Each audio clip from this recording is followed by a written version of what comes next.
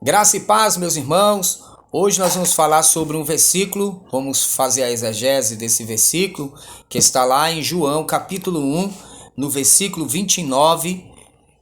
João vai fazer menção, né, do Senhor Jesus, e diz assim o versículo 29: No dia seguinte viu João a Jesus, que vinha para ele e disse: Eis o Cordeiro de Deus, que tira o pecado do mundo. Então nós vamos aqui caminhar por esse versículo, iniciando aqui que na verdade quando João ele está falando de cordeiro, a gente já sabe, né, que ele não está falando de algo que é literal, né? Jesus não é um cordeiro, Jesus não é um animal, né? Deus nos livre isso.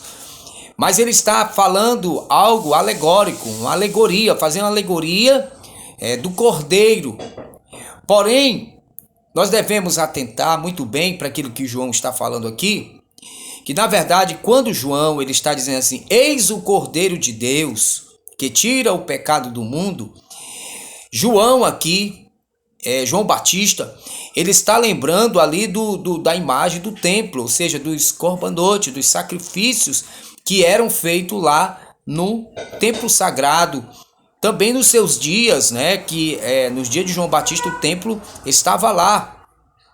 Então, quando ele diz assim, o Cordeiro de Deus, está falando do templo, que era o lugar onde os sacrifícios eram feitos lá no templo.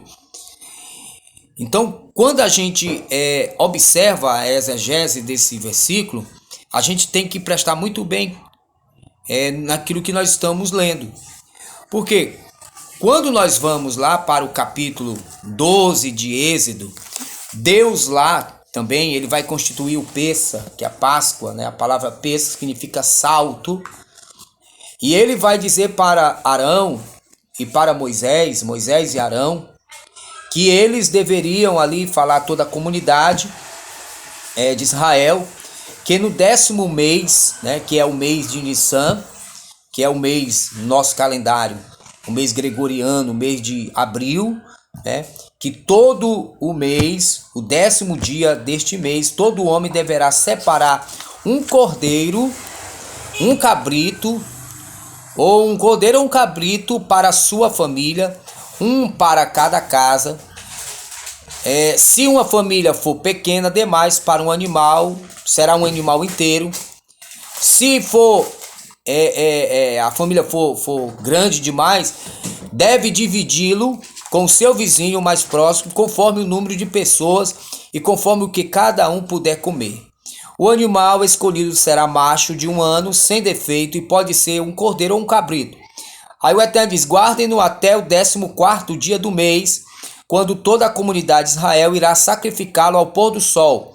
Passe então um pouco do sangue nas laterais, nas vigas superiores das portas das casas das quais vocês comerão o animal. Naquela mesma noite comerão a carne assada no fogo com ervas amargas e pão sem fermento. Então Deus aqui constitui o Pêssah, né? A gente sabe aqui que a última praga era a praga dos primogênitos. Então Deus diz que ele separe o cordeiro, né? Faça lá a xerritada do cordeiro, pegue o sangue, né? Passa lá nas ombreiras das portas, né? Asse o cordeiro e coma o cordeiro com ervas amargas, representando a aflição que o povo passou lá no Egito, 430 anos, né? E com o pão que era matzá, que era o pão sem fermento, sem nenhuma levedura, né? Que não era fermentado. Era o pão chamado pão da vergonha, o pão que eles passaram sendo oprimidos, né, lá no Egito, que era feito somente de sal e água, que era matzá nos dias de hoje, né? Então, o cordeiro, para quem não sabe, era um deus que era adorado lá dentro do Egito. Eles também adoravam também o cordeiro. Para quem não sabia, fique sabendo agora que o Egito, lá o cordeiro era um deus, ou seja, Deus mandou a Moisés e Arão que pegasse o cordeiro, pegasse o sangue do cordeiro, representando já um sinal, né? Porque o Malach, o anjo da morte, ia passar ali pelo o povo de Israel, mas ele ia passar, ia dar um salto, né? Que o Pêssah significa salto, e ele ia lá para o Egito. Então ele visse lá a marca do sangue, era um salto e ele ia direto lá para onde estava lá os primogênitos do Egito, do animal até o filho do faraó. Então, o cordeiro ele era um Deus, ou seja, Deus queria que o povo de Israel comesse o Deus do Egito, em um sinal de humilhação aos deuses do Egito, porque eles eram politeístas, eles acreditavam em vários deuses. Inclusive, a primeira praga que Deus manda, está lá no capítulo 7, no versículo 14, que é a praga do sangue, né? A primeira praga, a praga do sangue. Ou seja, a praga do sangue ali, o rio Nilo também era um deus para os egípcios. Era um deus de fertilidade, né? O Nilo também, ele era adorado. E o nome do deus lá, do deus Nilo lá, era Api. Esse era a divindade, era mais uma divindade do Egito. Então, cada praga que Deus mandou para o Egito, era um deus que eles adoravam. Cada as 10 pragas eles adoravam, ou seja, o faraó também ele dizia que era uma divindade da terra, ele dizia que era um Deus encarnado na terra. Ou seja, que seu descendente também seria um Deus. Posteriormente, ali depois do seu pai, reinaria no Egito, seria lá aquele menino. Ou seja, seria mais um Deus, mais uma divindade no Egito. Então, a praga dos primogênitos, a última praga, matou lá o filho do faraó. Então, o cordeiro aqui era um deus, né? Lá no Egito que era adorado. Então, a gente vê que quando Yohanan João aqui está falando, isso aí o cordeiro de Deus, ele está querendo dizer exatamente isso que nós falamos para você. Ele estava relembrando a imagem do tempo. Olha, esse aqui é o Mashiach, é o Messias. É necessário que ele sofra, que ele morra, que ele faça expiação com seu próprio sangue, né? E ele traga a redenção para Israel, para toda a humanidade. Nunca foi a vontade do Eterno a matança de animais, nunca foi.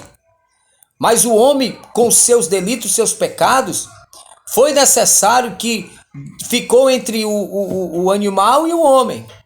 Então Deus preferiu o animal. Por quê? A Bíblia diz que Deus olhou para a terra e não viu um justo sequer, não viu um tzadikim, um justo sequer. O apóstolo Paulo, ele vai dizer assim, porque todos pecaram e destituídos, separados estão da glória de Deus. Então, se todo homem que peca, naquela época, um hebreu, ou nos dias de hoje, todos nós transgredimos. Então não existiria mais nenhum homem, nenhuma humanidade na terra, não existiria nenhum homem, nenhuma mulher, ninguém, porque todos pecam. Então naquela época Deus permitiu que o animal fosse morto para que se fizesse através do sangue a expiação ali, uma expiação, entre aspas, né, pelo pecado daquele homem. Eu sempre dou um exemplo, que naquela época a expiação do sangue dos animais era como você faz um buraco na parede, aí você vai lá e coloca um quadro.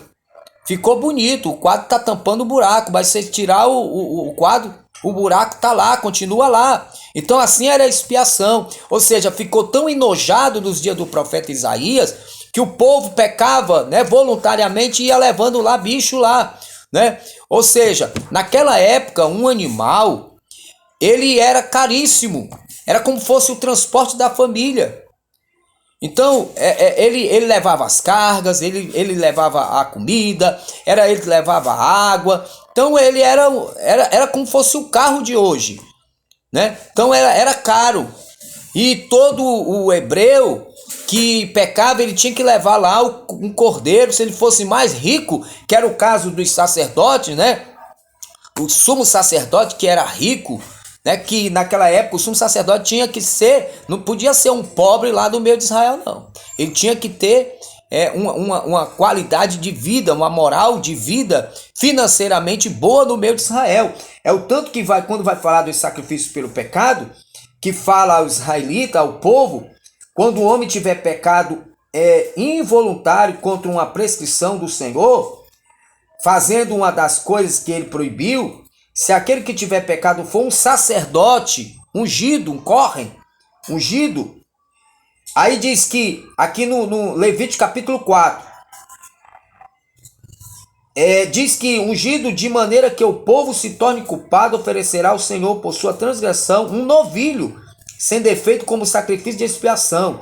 Levará o novilho diante do Senhor à entrada da tenda da reunião, porá a mão sobre a cabeça do touro e o imolará diante do Senhor. O sacerdote ungido tomará o sangue do touro e o levará à tenda da reunião, mergulhará seu dedo no sangue, tarará, tarará. Ou seja, aqui o Kohen, que é o sacerdote, não é o sumo sacerdote. O sumo sacerdote é o Kohen Gadol, o maioral, né? O maior. Aqui é o Kohen, que é o sacerdote. Se ele pecasse, trouxesse o pecado a toda a casa de Israel, através dele, trouxesse o pecado a Israel, ele tinha que oferecer um touro, um novilho. Quando nós vamos aqui para o capítulo 5, no versículo 6 de Levítico, quando um judeu, um hebreu, né? Judeu veio depois. Um hebreu, primeiro veio o hebreu, depois israelita, nos dias de hoje judeu. Então, o capítulo 6, quando esse hebreu, que era bom de posse, né? Tinha dinheiro, se ele pecasse, a Bíblia diz aqui, ele se apresentava diante do Senhor lá no Mishkan, diante do Kohen Gadol, do sumo sacerdote, apresentava diante de Deus para fazer expiação pelo seu pecado cometido. Ele tinha que uma fêmea de seu rebanho, miúdo, ou uma ovelha ou uma cabra em sacrifício pelo pecado dele, e o sacerdote fará por ele expiação de seu pecado. Se não houver meio de se obter uma ovelha ou uma cabra, oferecerá ao Senhor expiação pelo seu pecado 2 rolas ou 2 pombinhos. Ou seja, se esse judeu aqui, ele é menos, não tem uma qualidade de vida financeira, que pode oferecer um boi, que pode oferecer aqui uma cabra, um cordeiro, né, para fazer expiação pelo pecado, então ele tinha que levar um pombinho, um casal de pombinho, 2 pombinhos, um em sacrifício pelo pecado e o outro em holocausto. Aí diz assim, levá-los ao sacerdote, que oferecerá primeiro a vítima pelo pecado e lhe quebrará a cabeça, né, que é a nuca, sem a desprender. Espargirá a parede do altar com o sangue da vítima pelo pecado e o resto do sangue. Aí, vamos aqui. Fará da outra ave holocausto segundo os ritos, e assim o sacerdote fará por esse homem a expiação pelo pecado. Se ele for mais pobre, que não pode dar um pá de ave, né, de rolinha, o versículo 11 diz, se não houver meio de se encontrarem 2 rolas ou 2 pombinhos, trará como oferta pelo pecado cometido o 10º de um efá de flor de farinha em sacrifício pelo pecado. Ou seja, ele é tão pobre que não pode dar um pá de rolinha, então ele vai dar um efá de farinha em sacrifício, ou seja, um prato de farinha ele vai levar para fazer expiação pelo seu pecado. Lembro que quando Yeshua, né, Jesus, João, ou seja, José e Maria, eles levaram um pá de rolinha, né, porque eles eram pobres, não tinha situação financeira. Quando eles retornam ali para apresentar Jesus lá no templo, eles levam um pá de rolinha, né, em sacrifício ali para lá no templo sagrado. Porque eles não eram ricos, então eles ofereceram lá um pá de rolinha, lá, não pelo sacrifício de pecado, lembrando isso, viu? Lá não foi de pecado, mas lá foi de uma oferenda de agradecimento a Deus, né, pela vida ali daquela criança, certo? Então, veja só aqui como é que era os ritos dos corbanotes, dos sacrifícios que eram feitos, né? Então, lembre-se, quando você ouvir alguém pregar, eis aí o Cordeiro de Deus, você vai lembrar que ali João estava ali dizendo, olha, eis aqui o sacrifício. Porque olha, se Jesus se apresentasse à casa de Israel e dissesse, olha, povo de Israel, eu sou Mashiach, eu sou Messias, o povo ia pegar eles, celebrar ele e dizer, olha, esse aqui é o descendente do rei Davi, ele é o Mashiach, ele é o Messias. Então, ele seria mais um falso Messias que se levantou. Por quê? Porque era necessário que ele padecesse, era necessário que ele fosse crucificado, era necessário que se cumprisse o que Isaías 61 profetizou, que Isaías 53 profetizou, que ele deveria ser moído, pelas nossas transgressões, pelos nossos pecados. Então, se ele não passasse pela cruz, ele era mais um falso Mashiach. Ele era mais um falso. Então, ele tinha que passar por isso. Então, por isso que no Evangelho de Marcos, Jesus sempre está dizendo, olha, não diga a ninguém, né? E tal, os espíritos mais se manifestam, diz que ele é lá o filho de Hashem, né? Que ele é o filho de Deus, que ele é o ungido, o Messias. Ele cala a boca, expulsa logo o demônio, né? Ele diz logo para não vazar essa notícia, porque ele não queria que as pessoas o celebrassem ali como o Mashiach, logo ali, porque não era momento. Não era o momento. Era necessário que ele padecesse, que ele morresse. Era necessário que ele fosse crucificado, ressuscitasse. E que ele voltasse, porque ele se ocultou. Até isso nós vemos no Talmud, a ocultação do Mashiach. Nós vemos o ensinamento do pássaro do ninho, né, que é falado lá no Zohar Kadosh, no livro do Esplendor, sobre esse assunto do Mashiach, que ele se ocultou, mas que ele se revelará a Israel, ele se revelará ao povo judeu, ele se revelará àqueles que o transpassaram, lá, como está lá no Apocalipse, chorarão, né? As tribos chorarão, os Yehudim, o povo judeu chorará, porque não aceitaram o seu Messias, né? Que Deus o enviou e aí foi crucificado, mas Deus o exaltou, como diz a Atos dos Apóstolos, os apóstolos, Deus exaltou, o ressuscitou dos mortos e ele se ocultou e voltará, como diz os varões, né, os malá, os anjos, né? Porque estáis olhando para o céu, varões galileus, porque este mesmo